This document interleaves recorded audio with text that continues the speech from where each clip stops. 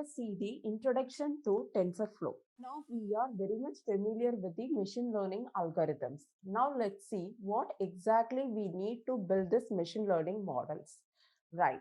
So first look at the things that we need one by one. First of all, we need lots of data, right? I mean, if we have to do machine learning algorithms, then definitely we need lots of data, which means I need a good amount of data, right? So that's the first thing. The second thing is that we should have a hardware. Now, why are we talking about hardware? I mean, every program, software program that we write needs to run on a computer.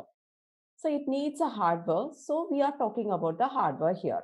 And also it's because in machine learning and deep learning, we require specialized hardware like GPU because we are going to do lots of matrix multiplications and additions.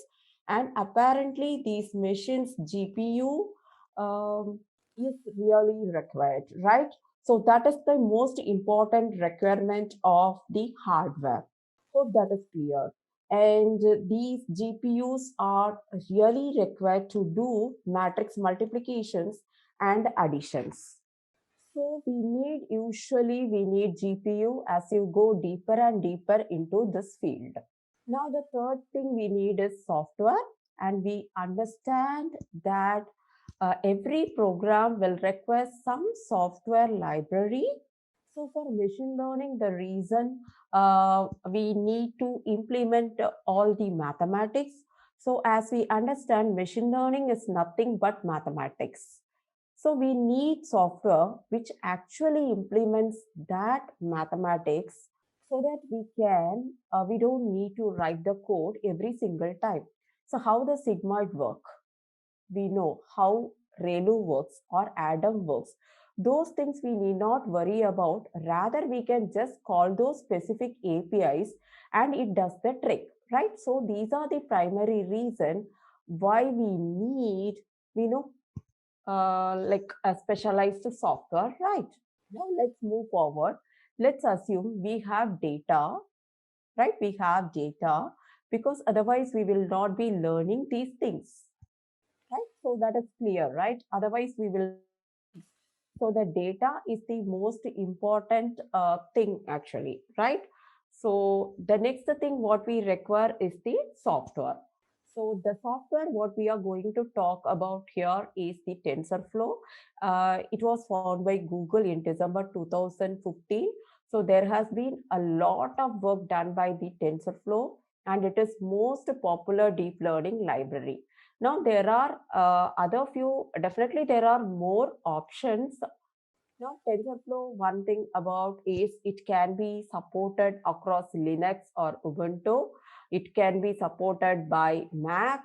It can also be supported by Windows, right? So TensorFlow can be supported by uh, all the platforms, okay? And also it can be supported with the languages like Python, C++, Java, and R.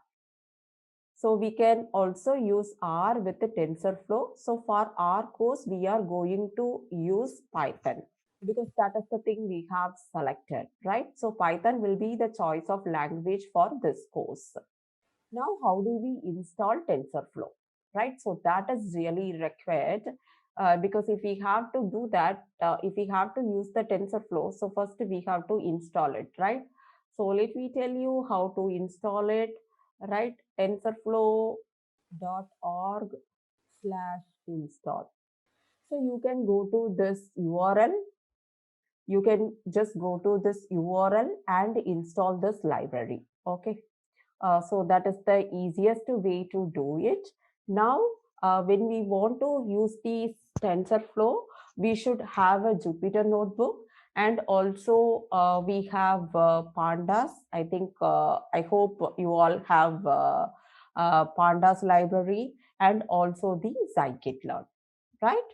Now, TensorFlow is an open source end-to-end machine learning framework for all developers. It is used for implementing machine learning and deep learning applications. To develop and research on fascinating ideas on artificial intelligence, Google team created TensorFlow. So TensorFlow is designed in Python programming language, hence it is considered an easy to understand framework. So these include data pre-processing, data ingestion, model evaluation, visualization, and serving. We can easily train and deploy our model.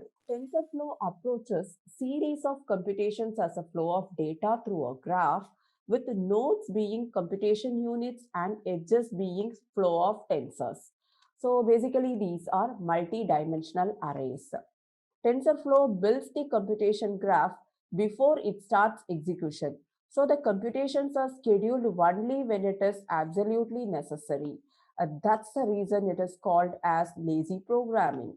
The graph is not actually executed when the nodes are defined. After the graph is assembled, it is deployed and executed in a session, which is a runtime environment that binds the hardware it is going to run in.